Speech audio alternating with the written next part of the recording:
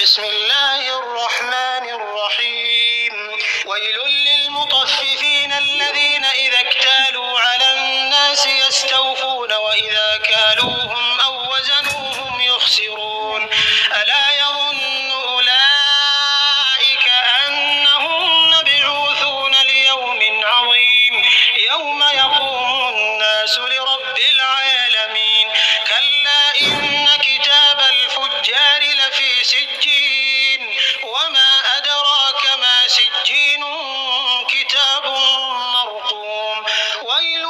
يومئذ للمكذبين الذين يكذبون بيوم الدين وما يكذب به إلا كل معتد أثيم إذا تتلى عليه آياتنا قال أساطير الأولين كلا بل ران على قلوبهم ما كانوا يكسبون كلا إنهم عن ربهم يومئذ لمحجوبون ثم إنهم لصالو الجحيم ثم يقال هذا الذي كنتم به تكذبون كلا إن كتاب الأبرار لفي عليين وما أدراك ما عليون كتاب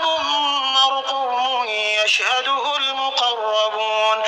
إن الأبرار لفي نعيم على الأرائك ينظرون تعرف في وجوههم نضرة النعيم يسقون من رحيق مختوم ختامه مسك وفي ذلك فليتنافس المتنافسون ومزاجه من تسنيم عينا يشرب بها المقربون إن الذين أجرموا كانوا من الذين آمنوا يضحكون وإذا مروا بهم يتغامزون وإذا انقلبوا